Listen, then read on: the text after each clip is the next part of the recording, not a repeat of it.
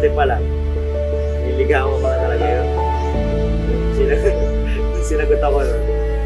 Naging kami nun, kaso nga lang, pag-uwi ko ng Maynila, naiwan siya dito. Pagka-iwan siya dito, ay nagkakahiwalay ulit kami. Yung gusto ko namang mangyari sa amin sa buhay na yung maging ayos yung pagsasama namin. Yung hindi kami magtatalo sa maliit na bagay. Yung mga makaipon kami ng malaki para magkaroon kami ng simpleng negosyo, mga ganun. Kahit anong tapang ng babae, mahal na mahal ko pa rin ko. I love you, mahal ko. Ngayon po ni Sir, nagustuhan nyo? Siyempre, pogi, charot. Tapos, maalaga. At, yun. Gusto ko talaga sa kanya yung maalaga. Ang message ko sa kanya ay, gawa ay maging maganda yung pagkasama namin at bago magpapogi siya. Tapos yun lang, magpapogi siya.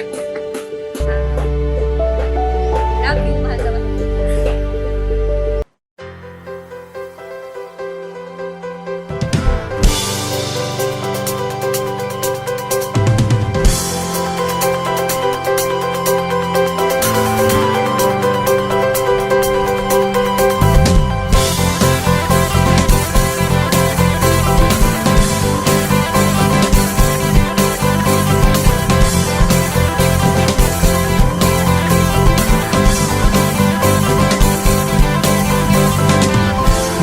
At walang makasama, nag-aabang kung sino man ang kakausap, nagtatanong kung bakit nga ba nandito. Paglingon ikaw agad ang nakita, di maiwasan na ikaw ay titigan. Nag-iisip kung paano lalapit sa'yo. Hindi na malayan, bigla na lang nagkatabi at nagtawanan sa isang iglap na kayayaan.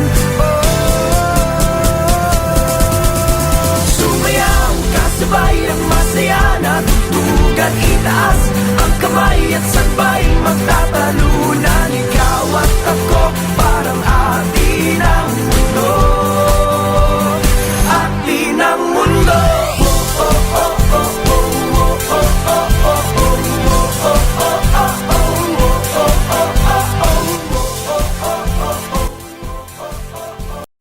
Hindi man araw-araw na nakangiti, ilang beses na rin tayong humihindi.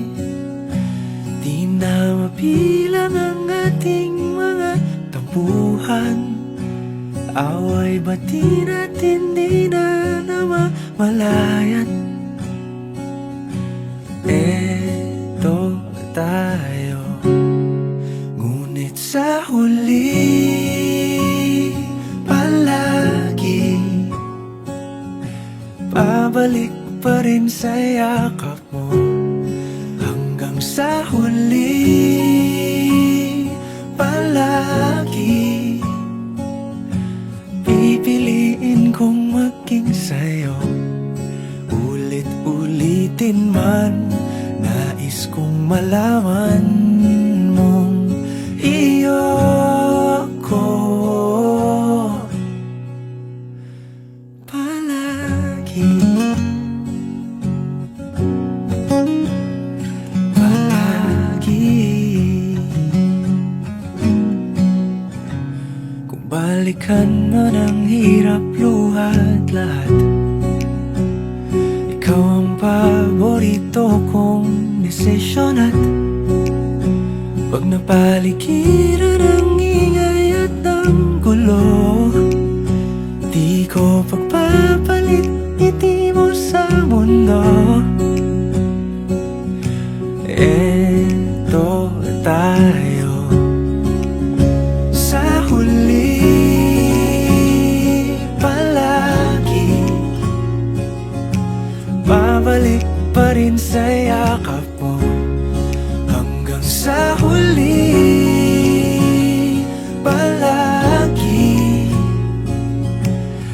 pipiliin kong maging sa'yo. Ulit-ulitin man, nais kong malaman mong iyo ako